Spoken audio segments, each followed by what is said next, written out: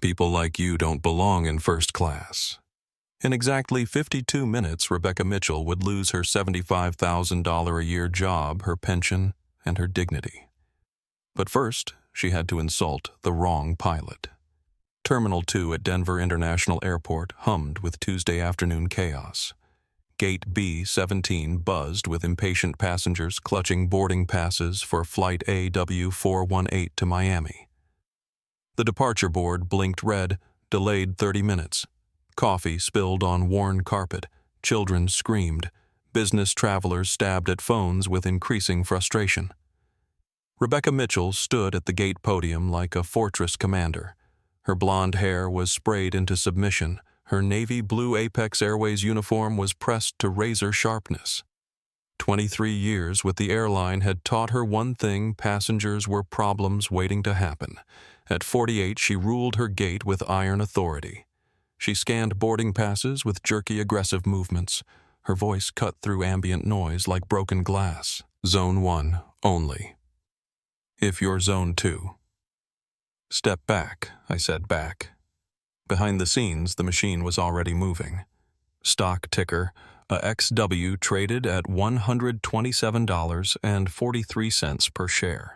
Apex Airways, with its $4.2 billion market cap and 847 aircraft fleet, was having a profitable Tuesday. The company's reputation was solid gold. Until today. Captain Marcus Thompson adjusted his tie and checked his watch. 2:15 p.m. Boarding would start any minute. At 42, he was Apex Airways' youngest senior check airman. Employee ID AX7429. 18 years of flying. 12,000 flight hours. The man who trained other pilots how to survive when everything went wrong. Marcus stood 6'1" with broad shoulders that filled his regulation navy blazer. 4 gold stripes gleamed on his epaulettes. His pilot's cap sat perfectly level. His black leather flight bag, worn smooth by a million miles, carried a small charm his grandfather had given him, a vintage compass that always pointed home. Today, home was Miami. Tomorrow was his daughter Zoe's sweet 16 birthday party. The first birthday he'd attend since the divorce 6 months ago. He'd promised Zoe he'd be there fresh and ready to celebrate. No excuses this time. He was deadheading. Industry term for crew members traveling as passengers to their next assignment. Confirmed seat 3, a first class. He needed the rest. 3 days of training new pilots had drained him. Tomorrow required his full attention. Marcus pulled up his boarding pass on his phone. Apex Airways Flight 418 Denver to Miami. Boeing 737-900. 3 hours, 45 minutes. Clear weather. No delays expected beyond the gate hold for connecting passengers. The airline industry was Marcus's world. He understood the numbers. Flight 418 carried 189 passengers. Apex Airways operated 2,400 flights daily. Safety record 99.97% on-time performance. Customer satisfaction 4.2 stars. Stock performance up 18% year over year. Marcus also understood something else. Respect wasn't automatic. It was earned every single day. In the cockpit, excellence was the only currency that mattered. Outside the cockpit, other factors sometimes came into play, factors that had nothing to do with experience or skill. He'd learned that lesson early. At 24, fresh out of the Air Force, Marcus had walked into a regional airlines crew room wearing his new pilot uniform. A veteran captain had looked him up and down and said, "Janitor's lounge is downstairs, son." The assumption stung. The dismissal burned. But Marcus had used it as fuel. 18 years later, he was the man other pilots called when they needed help. The instructor who could teach emergency procedures to nervous rookies. The check airman who signed off on captain upgrades. The professional who'd never lost a passenger. But today, he was just a father trying to get to his daughter's party. Rebecca Mitchell resumed her boarding announcements. Her voice carried that particular airline authority. sharp-clipped, designed to control crowds. First class and elite members, welcome aboard. She held the power to make or break someone's day. A smile or a scowl, an upgrade or a middle seat in the back. The small satisfactions of authority over strangers. Rebecca had been demoted 3 months ago. No more international routes. No more premium flights to London or Paris. Too many customer complaints, her supervisor had explained. Issues with professionalism. But Rebecca knew the real reason: politics. Corporate sensitivity training.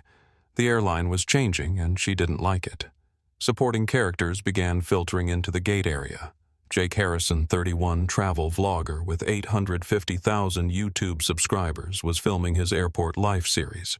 His camera captured everything: delayed flights, passenger meltdowns, airline drama. His audience loved authentic moments. Elena Vasquez, 29, worked the gate counter. She'd witnessed Rebecca's interactions with passengers before. The subtle hostility, the unnecessary questions, the way certain travelers got extra scrutiny. Elena kept quiet. She needed her job. Tommy Rodriguez, 26, was Apex Airways' newest flight attendant, 6 months out of training. He watched Rebecca carefully, trying to learn from her experience, but lately he'd noticed things that made him uncomfortable, comments that crossed lines, attitudes that didn't match company values. In the aircraft, Captain Sarah Blake, 45, completed her pre-flight checks. The Boeing 737-900 was her favorite bird. Reliable, predictable. She'd flown Marcus as a passenger before. Good man, professional, always courteous to the crew. First Officer Ryan Murphy. 28 reviewed the route one more time. Kansas City, St. Louis, then Miami. Clear skies, light winds, routine flight. Ryan was new to Apex Airways, but eager to prove himself, only 6 months on the line after finishing training. The stage was set. Terminal 2, Gate B-17, a Tuesday afternoon that would change lives. Marcus Thompson walked toward the gate with the easy confidence of a man who belonged wherever he chose to stand. His leather flight bag swung at his side. His grandfather's compass pointed toward Rebecca Mitchell. Neither of them knew they were about to collide. The airport PA crackled to life. Flight 418 service to Miami is now ready for boarding. First-class passengers and elite members, please approach the gate. Marcus stepped forward. His digital boarding pass glowed on his phone screen. Seat 3A. First class, confirmed. Rebecca Mitchell looked up from her podium. Her eyes locked onto the man approaching her gate. Navy blazer, 4 gold stripes. Pilot's cap, black face. Her jaw tightened almost imperceptibly. Her smile vanished. The countdown began, 52 minutes until career destruction. But first, she had work to do. Marcus approached the gate podium with his phone ready. Good morning. Deadheading to Miami seat 3A. Rebecca's eyes started at his shoes. Polished black leather, standard issue. Her gaze traveled up his pressed trousers. Navy blue, regulation color. She lingered on his hands holding the phone. No wedding ring. Clean nails. Then his face. Her expression shifted. Not recognition of a fellow crew member. Suspicion. Flight's full, Rebecca said. Ice dripped from every word. You'll need to check with the gate agent. Marcus blinked. The response made no sense.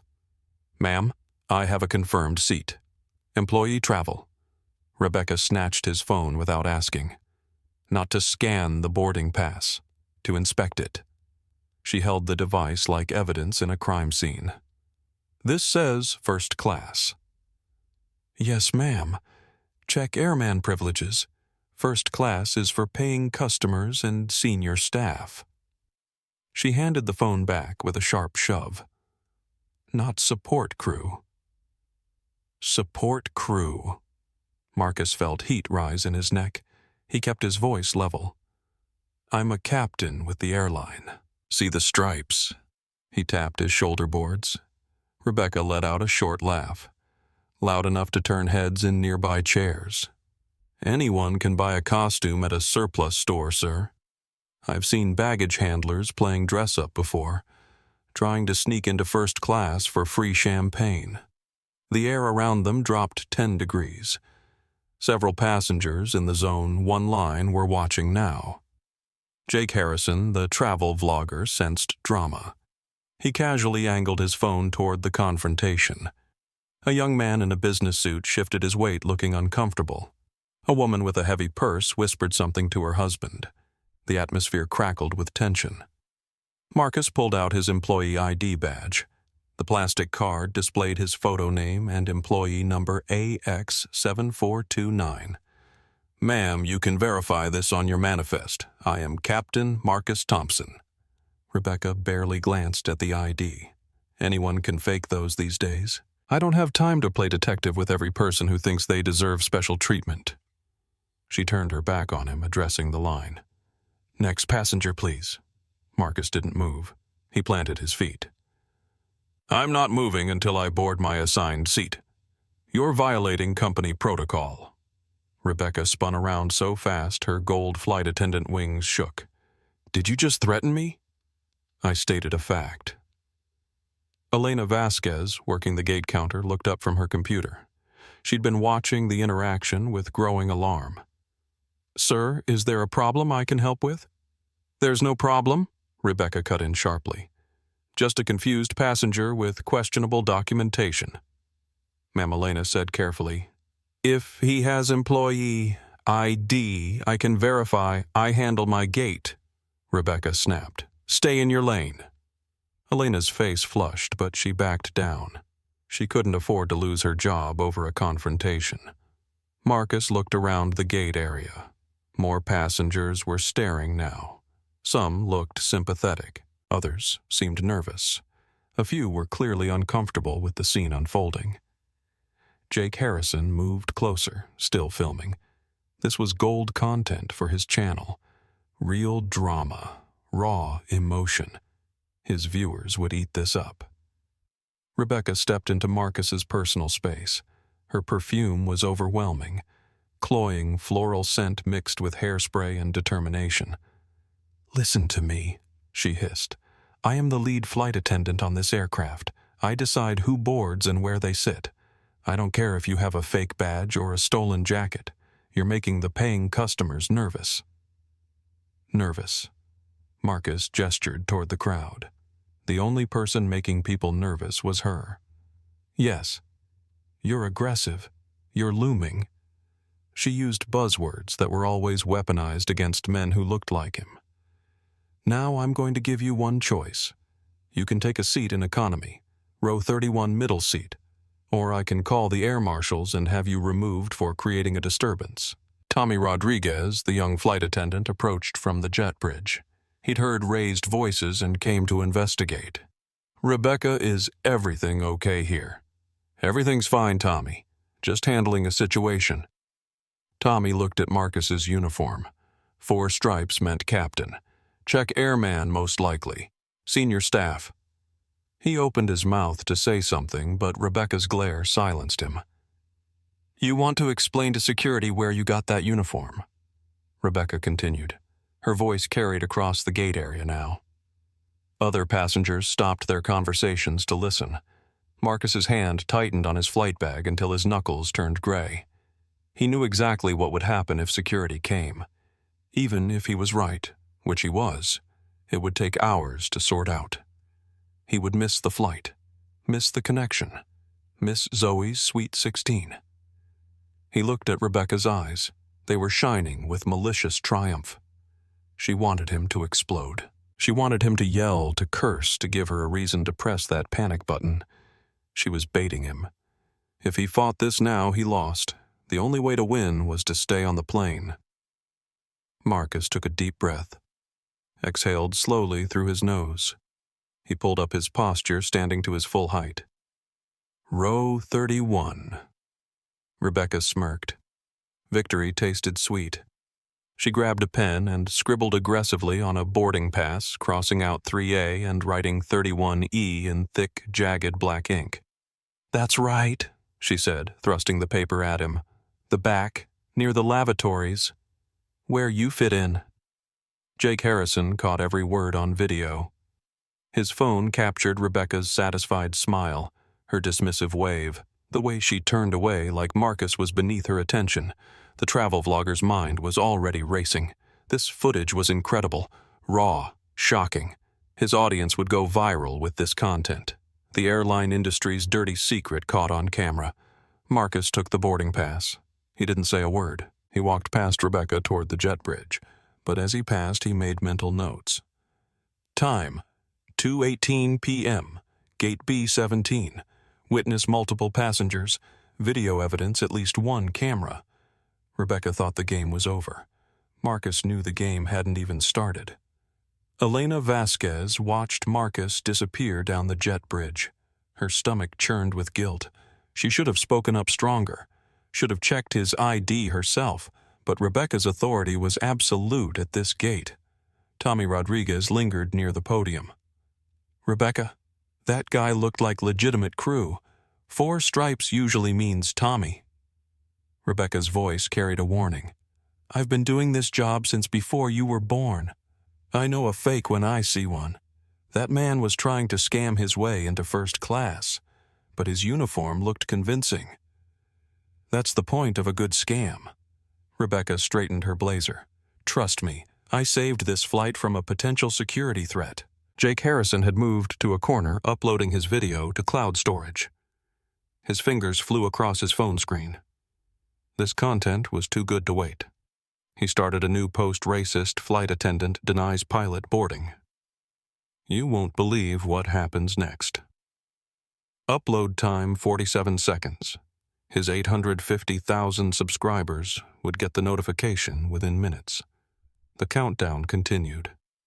47 minutes until Rebecca's world imploded. But first, she had a flight to control. Zone 2 passengers, you may now board, Rebecca announced. Her voice carried fresh confidence. She'd handled the situation perfectly. Maintained order, protected her aircraft. She had no idea that her voice was already echoing across social media platforms. Jake's video was gaining views by the second. Comments were pouring in. Shares were multiplying. The machine of viral justice was warming up. Inside the aircraft, Marcus Thompson walked down the aisle toward his humiliation. His grandfather's compass spun wildly in his flight bag, no longer pointing toward home. It was pointing toward reckoning. The walk down the aisle of a Boeing 737 is long when you're wearing a captain's uniform and carrying a ticket for the last row. Marcus stepped into the aircraft. The interior was cool, smelling of recycled air and industrial carpet. He entered first class, the sanctuary he was supposed to occupy. Seat 3. His assigned seat was already occupied. A heavy-set businessman in a stained T-shirt struggled to shove a massive duffel bag into the overhead bin. Rebecca had obviously upgraded someone immediately. Spite in action. Flight attendant Sarah Blake looked up from the galley. Her eyes took in Marcus's uniform, then his boarding pass, and confusion washed over her face. She opened her mouth. Captain, let me take your... Marcus shook his head slightly, a micro gesture. Don't. He kept walking, through economy comfort, past emergency exit rows. The further back he went, the narrower the aisle became. The air grew stuffier. Passengers stared. It was impossible not to. A pilot in full uniform walking to the back of the plane was a rare sight. Usually pilots sat up front or in the cockpit jump seat. Seeing a 4-striped captain hauling luggage toward the toilets made people whisper. Is something wrong with the plane? A woman murmured to her neighbor. Maybe he's in trouble, came the reply. Probably drinking. The whispers pricked at Marcus's pride like needles. He held his head high, looking straight ahead, focusing on the exit sign at the very back of the cabin. Row 31 was exactly what Rebecca had promised. The very last row right against the rear bulkhead. These seats didn't recline. The wall behind them vibrated with the roar of the auxiliary power unit, and just as Rebecca had described it, was right next to the lavatories. The bathroom door swooshed open, releasing chemical sanitizer smell mixed with something more organic. Seat 31E was the middle seat. In 31D sat Maria Santos, a young mother with twin toddlers who were already fussy. Their names were Carlos and Sofia, both 2 years old, both teething, both miserable. Maria looked exhausted before takeoff. In 31F by the window sat Brad Jackson. At 280 pounds of solid muscle, he could only be described as a mountain. Tank top, massive arms. His elbows were already encroaching 5 inches into the middle seat's territory. Marcus stopped. He looked at the tiny sliver of space. He looked at his pristine uniform trousers. "Excuse me," Marcus said politely. Brad grunted and didn't move. Maria looked up exhausted. "I'm so sorry. They're teething," she said, gesturing to the twins who were now crying in harmony. "It's okay, ma'am," Marcus said gently. He stowed his flight bag in the overhead bin, which was already stuffed with winter coats and personal items. He had to jam it in with more force than he liked. He squeezed into the seat. It was a physical impossibility. His broad shoulders were instantly pinned. To his left, Sophia flailed a sticky hand smacking Marcus's expensive epaulettes. To his right, Brad's sweaty arm pressed against his clean white shirt. He sat there, knees pressed against the plastic seat back in front of him. He closed his eyes. "Focus," he told himself. "Miami. Zoe. Sweet 16. Tomorrow." 10 minutes passed. The plane was fully boarded. The air conditioning hadn't kicked in back here, and sweat began to trickle down Marcus's back under his wool blazer. Then he heard her voice. Rebecca was making her way down the aisle, doing her final cabin check. She slammed overhead bins shut with unnecessary force. Her footsteps carried authority and satisfaction. She stopped at row 31. She looked down at Marcus, wedged between the crying babies and the sleeping giant. Pure satisfaction crossed her face. It was the look of a bully who had successfully shoved the nerd into a locker. "Comfortable back here, Captain?" she asked. Sarcastic air quotes around his title. Marcus opened his eyes. He looked at her with calmness that was terrifying if she had been smart enough to notice. "Flight time is 3 hours and 45 minutes, Rebecca Marcus said. "I suggest you enjoy them. It's going to be a very long flight for you." "Is that another threat?" she scoffed, leaning in. "You know I could have you written up for insubordination. You're lucky I let you on this plane at all. You should be thanking me." "Thank you," Marcus said, "for making sure I have a clear view of everything." Rebecca frowned. Something in his tone bothered her, but she couldn't place it. "Whatever. Just keep your elbows to yourself and don't bother the paying customers." She turned and marched back toward the front of the plane. Marcus watched her go. He reached into his pocket and pulled out his phone. No Wi-Fi yet, but he opened his notes app. He typed the date. He typed Rebecca Mitchell. He typed the time of the gate incident. Then he felt a tap on his massive shoulder. He turned. Brad Jackson had taken off his noise-canceling headphones. "Hey, man," Brad said. His voice was surprisingly high for someone so large. "I saw what happened at the gate. I was in line behind you." Marcus nodded cautiously. "Yeah, that lady is psycho," Brad continued. "I recorded it." Marcus's eyebrows shot up. "You what?" "I'm a fitness influencer," Brad said, tapping a small camera clipped to his shirt.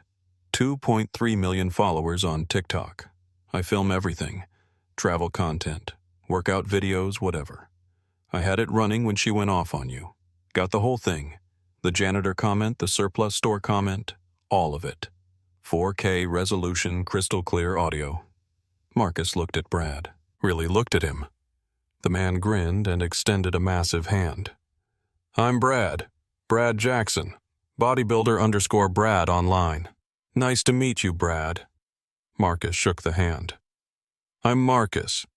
You going to report her?" Brad asked. "Oh, I'm going to do more than report her," Marcus whispered, glancing toward the front of the cabin where Rebecca was beginning the safety demonstration. "But first, we have to get to Miami." "Bro, I got you," Brad said. "I'll send you the file as soon as we land. This lady is toast." Maria Santos leaned over from 31D. She'd been listening. "I heard what she said to you," Maria whispered. "It was horrible. I have cousins who work for airlines. They deal with this garbage all the time." Sophia, one of the twins, reached for Marcus's gold stripes again. This time, Marcus gently took her tiny hand and showed her how the metal caught the light. Pretty Sophia said one of her first words. "Very pretty," Marcus agreed. "Just like you." Maria smiled. "Thank you for being kind. Not everyone is patient with them when they're fussy." "I have a daughter," Marcus said. "She's turning 16 tomorrow. You must be excited, more than excited. I missed her last birthday because of work, not making that mistake again." The plane pushed back from the gate. Engines whined to life. As the aircraft taxied toward the runway, Marcus Thompson sat in the worst seat on the plane, covered in sweat with crying babies drooling on his sleeve. But he wasn't angry anymore. He watched Rebecca pantomime the oxygen mask demonstration through the gap between seats. She looked bored. She looked secure. She looked like she owned the sky. Enjoy the altitude, Rebecca Marcus thought. The landing is going to be rough. But the humiliation wasn't over yet. Just as Captain Blake announced their departure from the cockpit, Rebecca decided to have one last bit of fun. She grabbed the PA system handset. "Ladies and gentlemen," her voice boomed through the cabin, "we want to welcome you aboard Flight 418 to Miami. We ask that you pay special attention to the seatbelt sign when illuminated." She paused. "Let the silence hang. And a reminder to all non-revenue staff seated in the rear, please remember that you are guests of the airline and should remain quiet and seated so as not to disturb our elite members in first class." "Thank you." The entire back section of the plane turned to look at Marcus. Maria gasped softly. It was a public shaming broadcast to 189 people. Marcus's jaw tightened. Brad shook his head in disbelief and tapped his camera again.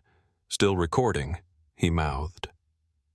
Jake Harrison in row 14 had been uploading his gate video during boarding. His phone buzzed with notifications. 50,000 views already. Comments flooding in. His follow-up content was going to be explosive. The Boeing 737-900 roared down the runway and lifted into the Colorado sky. Marcus looked out the tiny window, watching Denver shrink below. He was going to Miami. He was going to see Zoe. And when he landed, he was going to end Rebecca Mitchell's career. But what Marcus didn't know was that the universe had a faster timeline than he did. They wouldn't have to wait until Miami for karma to hit. Midway through the flight over the mountains of Kansas, the seatbelt sign would ding 3 times. Not for turbulence, for a medical emergency. And the only person who could help was the man Rebecca had shoved next to the toilet. The aircraft climbed through 10,000 feet. In the cockpit, Captain Sarah Blake and First Officer Ryan Murphy settled into their routine. Clear skies ahead, light winds, smooth flight expected. In the cabin, Rebecca Mitchell resumed her duties with renewed confidence. She had handled the gate situation perfectly, maintained order, protected her aircraft from a potential security threat. She had no idea that her career was already trending toward destruction at 500 miles per hour. Jake Harrison's video was approaching 100,000 views. The hashtag Marcus Thompson was beginning to form. And in row 31, Marcus Thompson sat quietly helping Maria with her twins, making friends with Brad the bodybuilder, and documenting everything that had happened. The countdown continued. 42 minutes until career destruction. At 35,000 feet, the hierarchy of the world usually disappears. Clouds look the same whether you're rich or poor. But inside the metal tube of Flight 418, the cast division was alive and well enforced by the iron fist of Rebecca Mitchell. An hour into the flight, the service began. In economy, this meant a begrudging toss of miniature pretzel bags and plastic cups of lukewarm water. Rebecca moved through the cabin with the grace of a prison warden. She didn't look passengers in the eye. She moved with hurried annoyance as if their thirst was a personal insult to her schedule. When she reached row 31, she stopped. The drink cart rattled as she slammed the brake with her foot. She looked down at Marcus, who was helping Maria clean up spilled apple juice from one of the twins. "Napkins," Marcus said, calmly looking up at Rebecca. "We need napkins, please." Rebecca stared at him. She didn't move toward the dispenser. "We're low on supplies. I can't give you a stack just because you're clumsy." It wasn't him, Maria said, her voice trembling. It was Sophia. "Please, it's sticky." Rebecca pulled exactly 2 thin cocktail napkins from her apron and dropped them. She didn't hand them over. She dropped them onto Marcus's tray table like falling leaves. "Make it last," she said. Then she looked at Brad, who had his phone propped up recording his travel experience for TikTok. "And you put that camera away. It's against airline policy to film crew members." Brad, who knew airline policy better than she did, smiled. "Actually, Rebecca policy states, I can film in public spaces as long as I don't interfere with your duties." "Are you saying asking for napkins is interfering with your duties?" Rebecca's face turned splotchy red. She wasn't used to pushback. She was used to fear. She opened her mouth to retort, but the interphone in the galley chimed. Not the soft, single chime of a passenger call button, the sharp double ding of the flight deck. She huffed, glared at Marcus one last time, and marched back toward the front galley. "She's unbelievable," Maria whispered, wiping juice with the inadequate napkins. "I'm so sorry you have to deal with this. You're a pilot, right?" "Don't you all work together?" Marcus sighed. "We wear the same uniform, ma'am, but we don't always play for the same team." "Don't worry," Brad murmured, leaning in. "The internet is going to eat her alive. I've been live streaming the audio. Chad is going crazy. They found her LinkedIn already." Marcus shook his head. "I don't want a mob, Brad. I just want to get home to my daughter." The plane suddenly banked left. Not a gentle turn. Sharp. Aggressive. Enough to make coffee cups slide to the edge of tray tables. The engine's pitch changed from steady hum to fluctuating roar. Passengers gasped. The seatbelt sign dinged on. "Turbulence?" Brad asked, looking out the window at clear blue sky. "No clouds," Maria observed. Marcus frowned. He sat up straighter, his body tuning into the aircraft's vibrations. He knew the Boeing 737, like he knew his own heartbeat. That wasn't turbulence. That was manual input. Jerky, unrefined manual input. "Something's wrong," Marcus whispered. What Brad asked. The autopilot disconnected. Marcus said, his eyes narrowing. "And whoever's flying is overcorrecting." The plane leveled out, then dipped nose down for a split second before jerking back up. It felt like hitting a speed bump at 60 miles per hour. Screams erupted from the middle cabin. Then the sound that chills every aviator's blood echoed through the aircraft. Ding, ding, ding. 3 chimes. The emergency signal. From his position in the back row, Marcus could see down the long aisle. He watched Sarah Blake sprint from the rear galley toward the front. She looked terrified. He saw Rebecca standing at the first-class curtain holding the interphone receiver. Even from 30 rows away, Marcus could see her hand shaking. The plane shuddered again. This time, the nose didn't come back up immediately. The aircraft began a slow, sickening descent. Captain Maria clutched Sophia. "Is this normal?" Marcus unbuckled his seatbelt. The sign was on, but instinct overrode protocol. "Stay here," Marcus said. His voice was no longer the polite passenger's tone. It was command authority. He stood up. The plane pitched and he grabbed the overhead bin to steady himself. "Sit down," a passenger in row 28 yelled. "The sign is on." Marcus ignored him. He looked toward the front. Sarah was running back down the aisle, her face pale as paper. She wasn't checking seatbelts. She was looking for something, or someone. She reached row 20, scanning faces frantically. Row 25, row 28. Sarah Marcus barked his voice, cutting through rising panic. Sarah looked up. Her eyes locked onto Marcus's uniform at the back of the plane. Relief pure and desperate washed over her face. She stumbled down the remaining rows. "Captain Thompson," she gasped, breathless. "Rebecca said. She said there was nobody. Nobody qualified." "What is it?" Marcus demanded. "Who's flying the plane?" "Captain Blake," Sarah cried, her voice cracking. She collapsed. "She's shaking. Can't speak. Looks like a heart attack or stroke.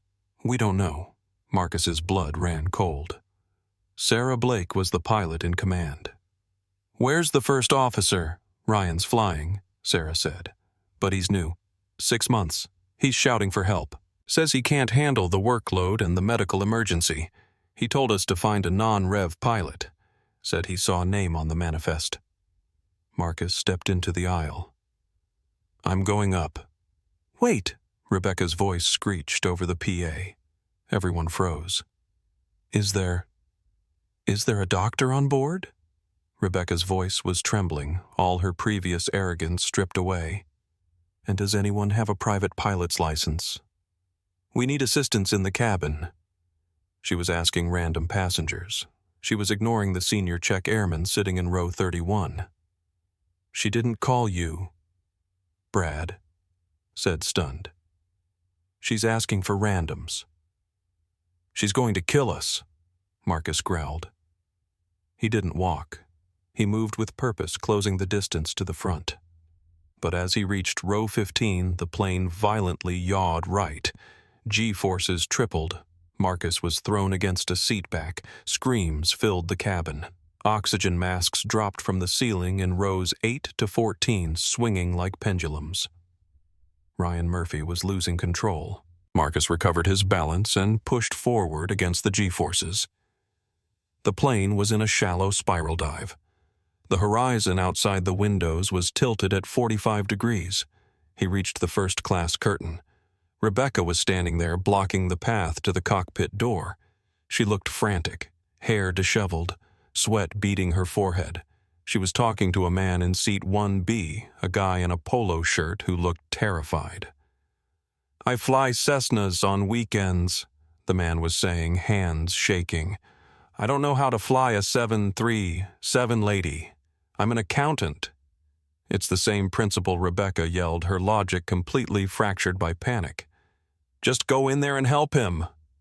"Move," Marcus said. The single word was heavy, like a stone dropped in deep water. Rebecca spun around. When she saw Marcus, her eyes didn't fill with relief. They narrowed with that same irrational hatred. Even facing death, her prejudice held its ground. "Get back to your seat," she shrieked.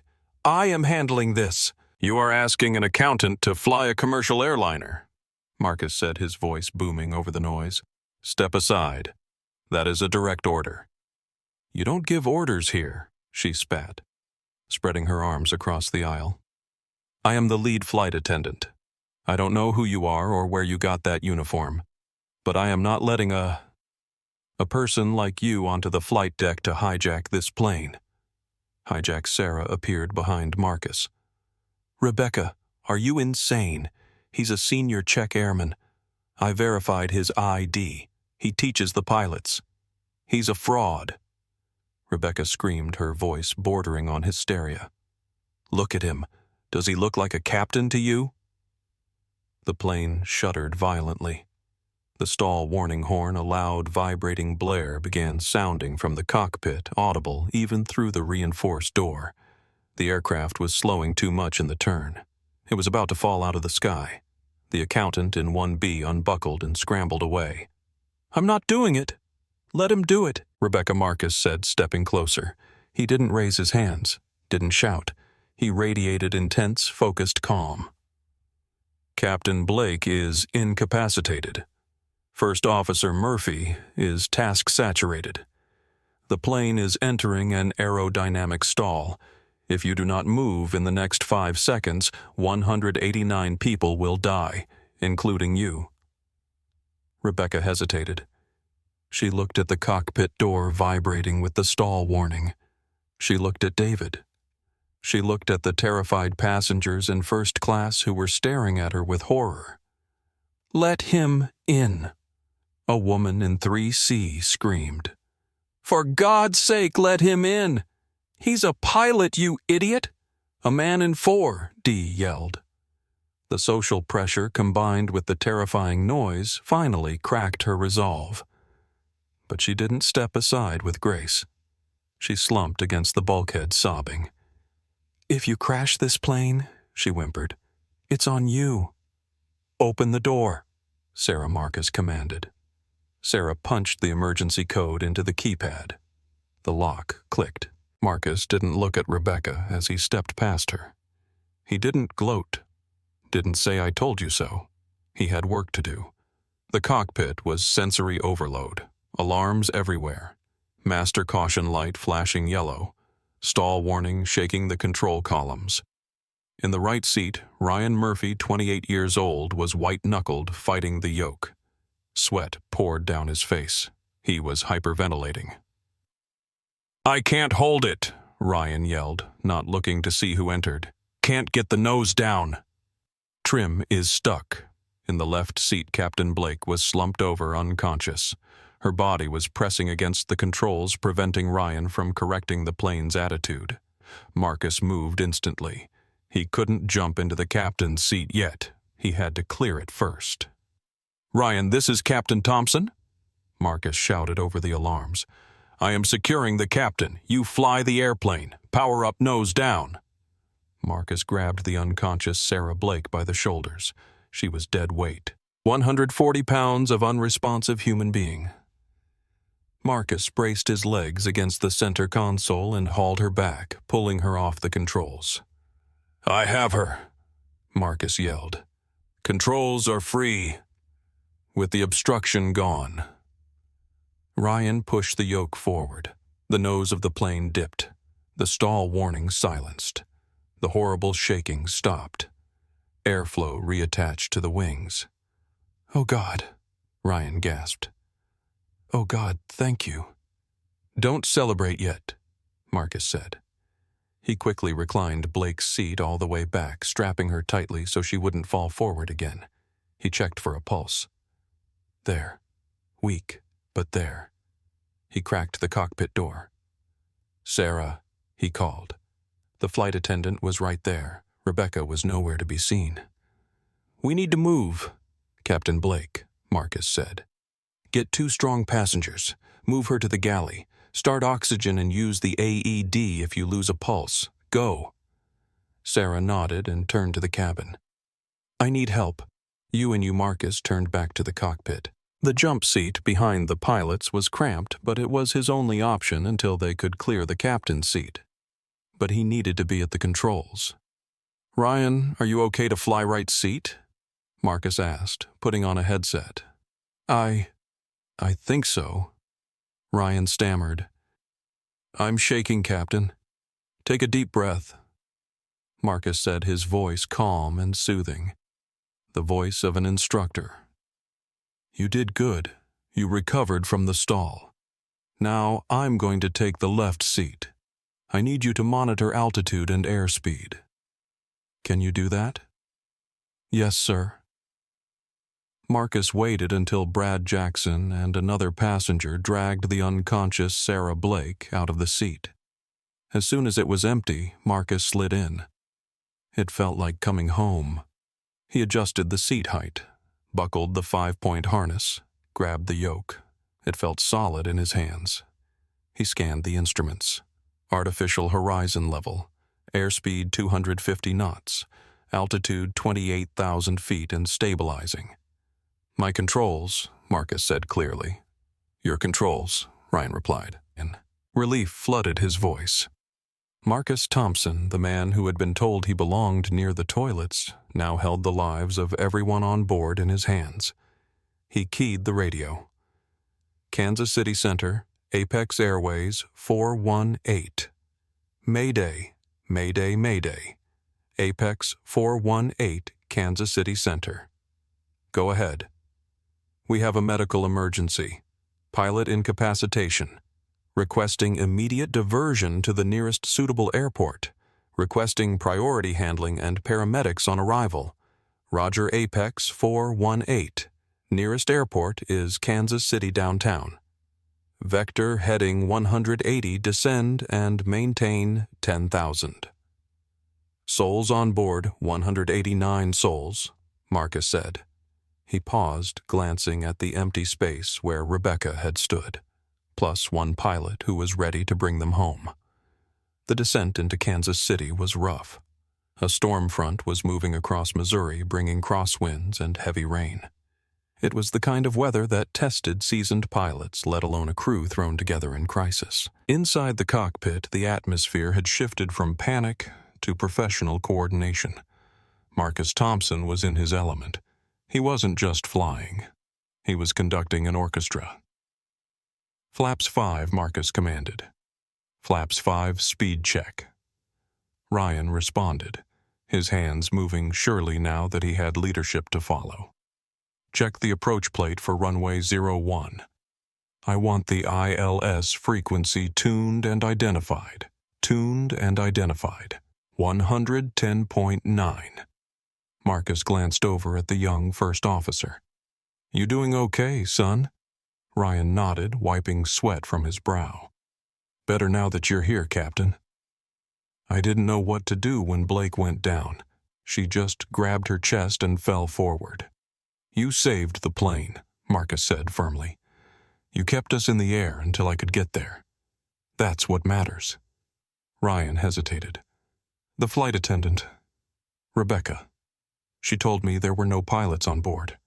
She said she checked. Marcus's jaw tightened. He focused on the windshield where thick gray clouds whipped past at 300 miles per hour. We'll discuss Rebecca on the ground. Right now, focus on the approach. Back in the cabin, chaos had transformed into tense organization. Sarah Blake worked efficiently with Brad Jackson and 2 other passengers to monitor the unconscious captain in the forward galley. They had her on supplemental oxygen. Her pulse was steady but weak. The mood was a mixture of terror and whispered prayers. Passengers knew something major had happened. They'd seen the unconscious pilot being carried out. They'd seen the janitor from row 31 take command of the aircraft.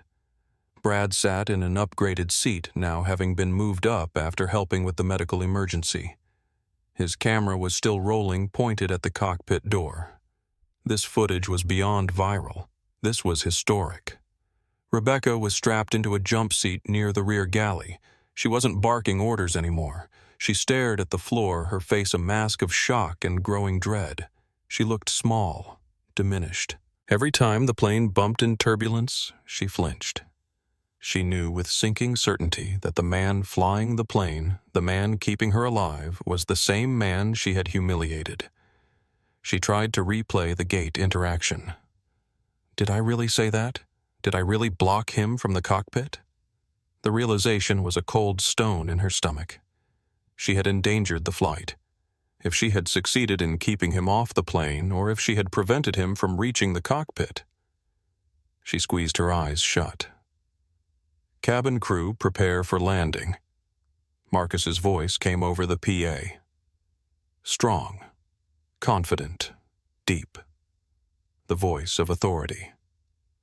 Ladies and gentlemen, this is Captain Thompson from the flight deck.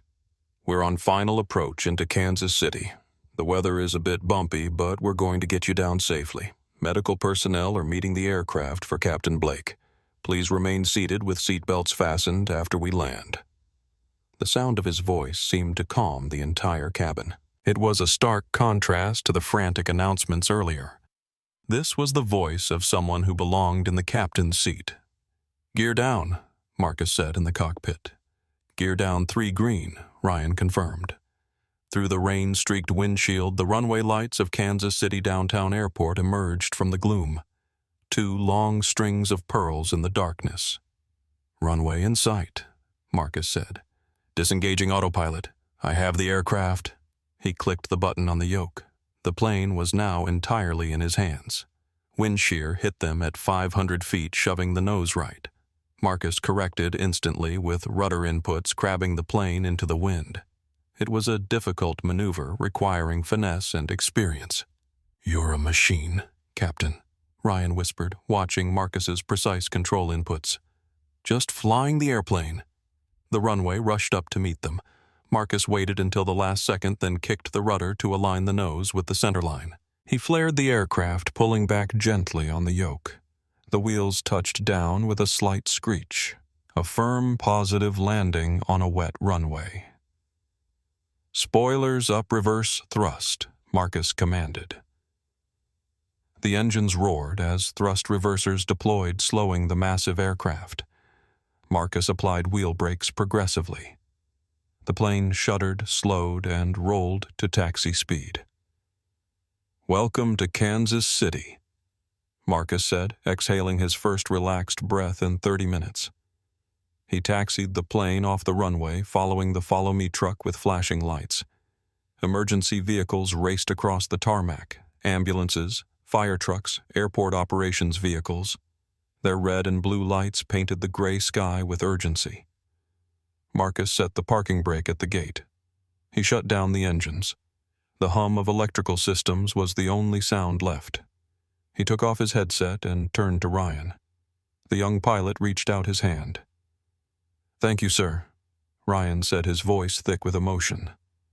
"Seriously, thank you." Marcus shook his hand firmly. "Good work, Ryan. You'll make a fine captain someday." Then Marcus unbuckled his harness and opened the cockpit door. The scene in the cabin was chaotic but relieved. Paramedics were already on board, working around Marcus to reach Captain Blake in the galley. Marcus pressed himself against the bulkhead to let them pass. As the paramedics loaded Blake onto a stretcher, Marcus stepped into the first-class cabin. The passengers burst into applause. It started with the businessman in 1B, the accountant who had refused Rebecca's demand to fly the plane and swept through the aircraft like a wave. People were cheering, clapping, some crying with relief. Marcus gave a small, humble nod, but his eyes were searching for one person. Rebecca Mitchell stood by the galley door. She wasn't clapping. She held a stack of paperwork with trembling hands. When she saw Marcus emerge from the cockpit, not as a passenger from row 31, but as the savior of Flight 418, she looked like she wanted to disappear into the wall. Marcus walked up to her. The cabin went quiet, sensing the tension. Rebecca swallowed hard. She looked like she was about to speak, perhaps to offer a stammering apology, maybe another excuse. "Captain Thompson," she began, her voice weak and barely audible. Marcus didn't let her finish. He didn't yell, didn't curse. He reached into his breast pocket and pulled out his employee ID badge, the one she had refused to look at. He held it eye level with her. "Write it down, Rebecca," Marcus said softly. "Employee ID, AX7429. Senior Check Airman. You're going to need it for the incident report." He held her gaze for 3 long seconds. Then he turned to the paramedics who were wheeling Captain Blake toward the aircraft door. "How is she?" Marcus asked the lead medic. "She's stable," the medic replied. "Looks like a severe cardiac event, but getting her down this fast probably saved her life. You did good, Captain." "Just doing my job." Marcus grabbed his flight bag from the overhead compartment where a flight attendant had moved it from the rear. He adjusted his captain's hat. He had landed the plane, saved 189 lives. But the storm wasn't over. Now came the reckoning. Behind him, Rebecca slumped into a seat, the full weight of her actions finally crushing down on her. She wasn't crying from fear anymore. She was crying from the devastating realization that she had nearly caused a catastrophe. Her career wasn't just over. Her reputation was destroyed. Her pension was gone. Her future was in ruins, and it was all her own doing. The paramedic wheeled Captain Blake past Marcus. As the stretcher moved by, Blake's eyes fluttered open briefly. She saw Marcus and managed a weak smile. "Thank you," she whispered. Marcus nodded. "Rest easy, Sarah. We'll take care of everything else." As the medical team disappeared into the jet bridge, Marcus stood in the doorway of the aircraft. Rain pelted the tarmac. Emergency vehicles still flashed their lights. Ground crews were already preparing for the investigation that would follow, but Marcus's mind was on Miami, on Zoe's Suite 16, on the promise he'd made to be there. The airline would handle the aftermath. The FAA would investigate. The media would report. Justice would be served. Right now, he just wanted to be a father. But first, he had one more job to do. As the senior pilot on scene, he needed to ensure proper documentation of the emergency.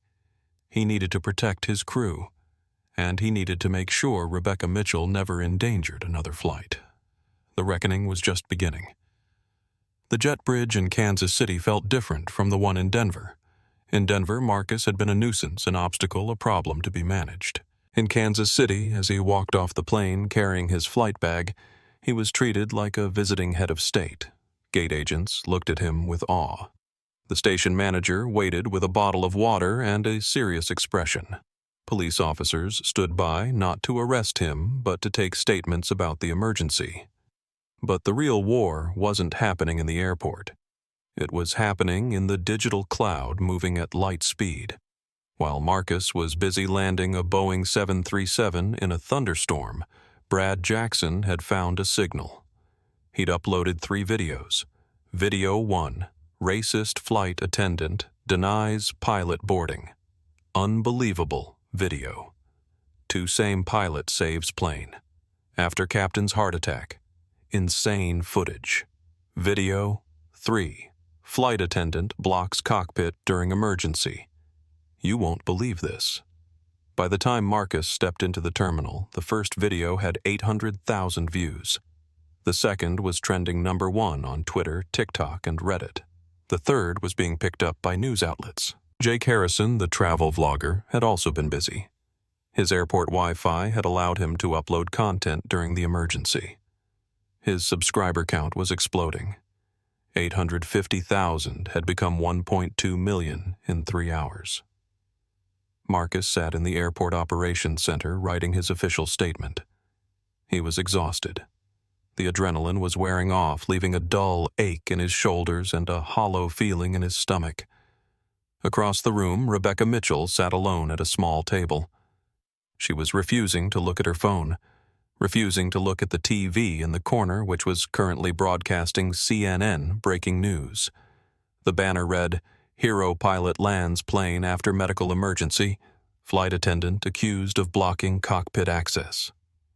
But Rebecca wasn't done fighting. Denial is a powerful drug.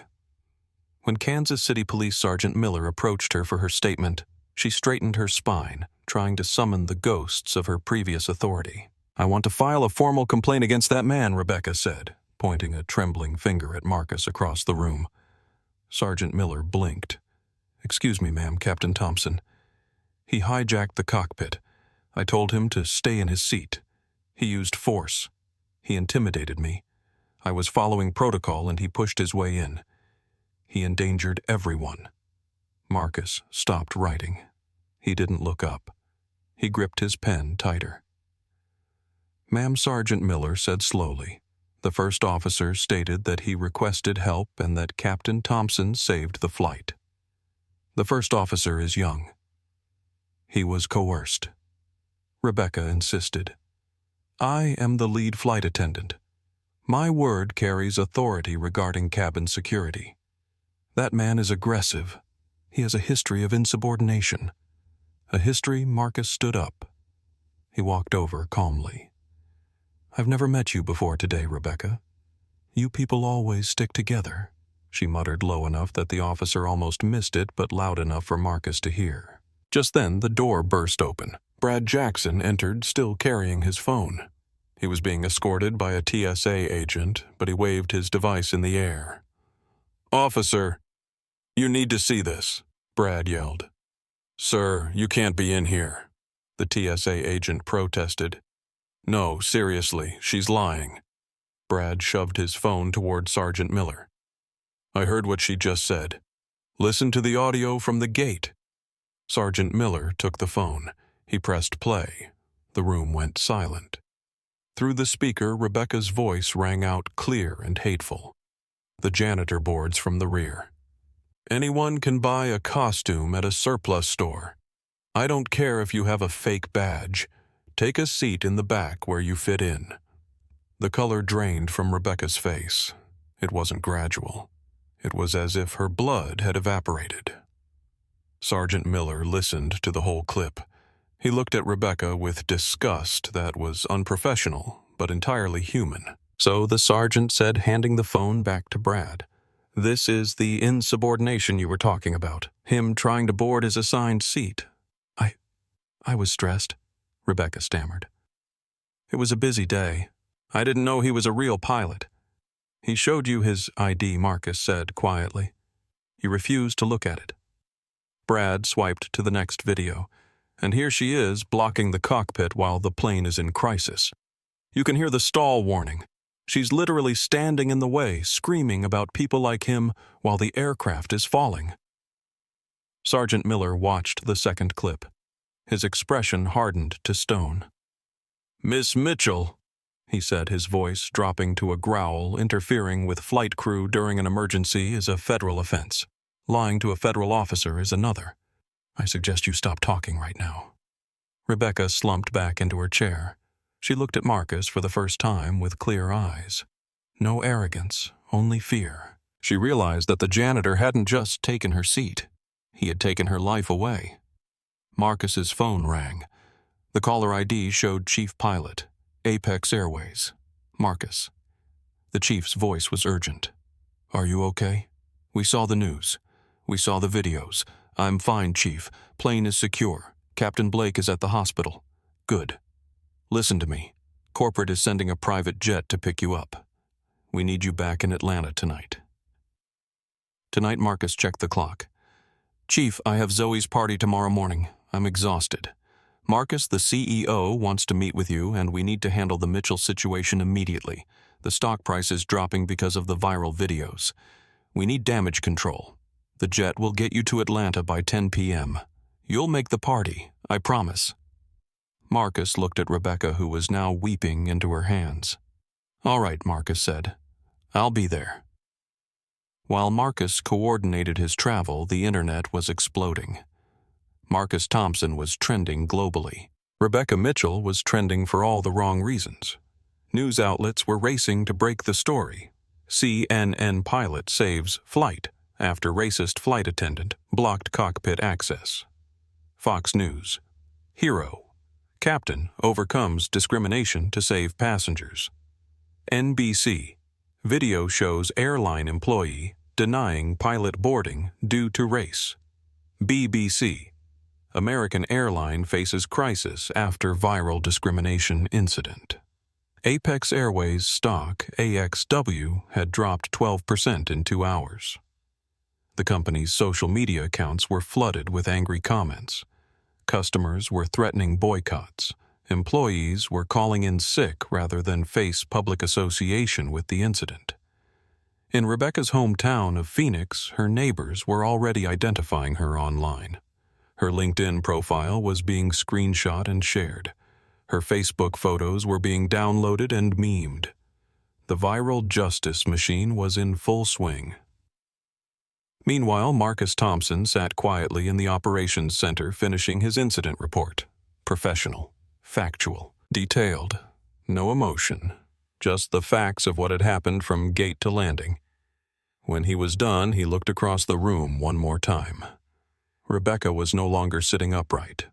She had collapsed into herself, the full weight of consequences finally settling in. She had made her choices. Now she would live with the results. Marcus gathered his things and walked toward the door. Tomorrow was Zoe's Sweet 16. Tonight he had a job to finish, but the story was far from over. The real reckoning was waiting in Atlanta in the boardroom where careers are ended and futures decided. Rebecca Mitchell's 23-year career with Apex Airways was about to become a cautionary tale told in aviation schools for decades to come. The countdown was over. Career destruction had arrived. The boardroom of Apex Airways in Atlanta was a place of corporate power. Mahogany table, floor-to-ceiling windows overlooking the city air conditioning set too cold, usually reserved for billion-dollar aircraft orders and merger discussions. Today, it was a tribunal. 9:00 a.m. the next morning. Marcus had barely slept, but he was there. Showered, shaved, wearing his dress blues. He looked impeccable. Sitting across from him, the CEO VP of Flight Operations, head of Human Resources. At the far end of the table alone was Rebecca Mitchell. She looked 10 years older. Gray pantsuit too big for her. No uniform. The union had reviewed the videos and declined representation, citing gross misconduct. CEO Henderson wasted no time. "We've reviewed the evidence. The passenger videos, cockpit voice recorder data, statements from First Officer Murphy and Kansas City Police." He looked at Rebecca. "Miss Mitchell, in 30 years in this industry, I have never seen such appalling bigotry and negligence. You didn't just insult a colleague. You actively endangered a flight because you couldn't accept that a black man was a captain." Rebecca stared at her hands. "I served this airline for 23 years, she whispered. "Doesn't that count for anything? I made a mistake." "A mistake is spilling coffee," Marcus said. His voice carried through the room. "A mistake is misreading a schedule. What you did was malice. You looked at my uniform, my face, and decided I was beneath you. You decided your prejudice mattered more than safety." Marcus leaned forward. "I have a daughter, Rebecca. She turned 16 yesterday. If I hadn't pushed past you, if I had listened and stayed in row 31, she wouldn't have a father today. And 189 families would be planning funerals." Silence. Miss Mitchell, the HR director, opened a folder. "Effective immediately, your employment is terminated. Because your actions constituted willful endangerment, you're being terminated for cause. You forfeit your severance package and unvested pension benefits." Rebecca's head snapped up. "My pension? You can't take my retirement." "You risked passenger lives," Henderson said coldly. "We're forwarding our findings to the FAA with recommendation for permanent certificate revocation. You will never work on an airplane again." Rebecca gasped. "But I have a mortgage. Bills." "You should have thought about that," Marcus said without hate, "before you tried to send a captain to the back of the bus." Security escorted a sobbing Rebecca out.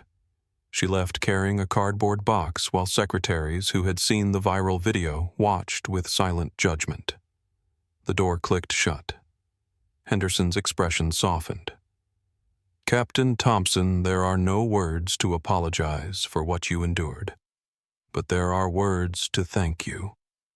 He slid papers across the table. "The board voted to promote you to chief pilot Atlanta base. Significant raise, better schedule. More time with your family." Marcus looked at the offer. The position he'd worked toward for 10 years. "Thank you, sir. One request. Captain Blake will be recovering for months. I want the company to cover her full salary until she's fit to fly or chooses to retire. No disability cuts." Henderson smiled. "Done." Marcus checked his watch. "Sir, if we're done, I have a party to attend. Take the company car." 2 hours later, Marcus ran into the hotel ballroom just as the DJ announced the father-daughter dance. He was breathless, still in uniform, 4 stripes gleaming under party lights. "Ladies and gentlemen, Mr. Marcus Thompson." Marcus stood at the back, hand raised. Zoe, beautiful in her purple dress, saw him through the crowd. Her face lit up like sunrise. She ran across the dance floor, high heels clicking, dress flowing. "Dad," You made it. You're all over the news." Marcus caught her in a hug that lifted her off the ground. Wouldn't miss it for the world, sweetheart. Mom showed me the videos. Dad, you're a hero. They walked to the dance floor hand in hand. The DJ played My Girl, their song since she was little. Marcus spun Zoe gently, and she giggled like she was 6 again, not 16. "Dad," she whispered as they swayed, "I'm proud of you, not just for today, for always choosing to be kind when people aren't kind to you." Marcus felt tears threaten. "That's all we can do, Zoe. Stay true to who we are." Around them, family and friends applauded, not for the viral hero, but for the father who kept his promise. 6 months later, Marcus stood before a congressional committee on transportation. The incident had sparked nationwide conversations about bias in aviation. New training requirements, policy changes, cultural transformation. Rebecca Mitchell worked retail in Phoenix, recognized occasionally from the videos but mostly forgotten. She'd learned too late that reputation takes decades to build and seconds to destroy. Captain Sarah Blake recovered fully. She and Marcus became close friends bound by shared experience. She spoke at conferences about the importance of teamwork and leaving ego at the gate. Zoe Thompson started college with plans to become a pilot. "Like my dad," she told everyone proudly. And Marcus? He continued flying, teaching, and leading, but mostly he was a father who had learned that sometimes the longest journey isn't across the country, it's from the back of the plane to where you belong. The viral videos were eventually archived, but their impact endured. A reminder that dignity matters, respect matters, and sometimes the person you underestimate is exactly the person you need most. Marcus kept his grandfather's compass on his desk. It still pointed home. But now, home wasn't just a destination. It was wherever his daughter's laughter lived, wherever justice was served, and wherever a good man could look in the mirror and know he'd done the right thing. The man who was told he belonged in the back had changed the industry from the front, and that perhaps was the most powerful flight of all. Wow. Just wow. Can you believe the audacity of Rebecca Mitchell? She was ready to let a plane crash rather than admit she was wrong about a black pilot. It's a terrifying reminder that prejudice isn't just hurtful, it can be deadly. But it's also a reminder that excellence is the best response to hate. Captain Thompson didn't scream or argue. He just saved the day. I want to know what you think. Was losing her pension too harsh, or did she get exactly what she deserved? Drop your thoughts in the comments below. I read every single one and love hearing your perspectives. If this story of justice and courage moved you, please hit that like button. It really helps the channel grow and reach more people who need to hear these important stories. And if you want more incredible, true-to-life tales about standing up to injustice and proving that dignity always wins, make sure you subscribe and ring that notification bell so you never miss a video. Share this story with someone who needs to be reminded that no matter what obstacles they face, their worth isn't determined by others' prejudices. Sometimes the person others underestimate is exactly the person the world needs most. Thanks for watching, stay strong, and I'll see you in the next one.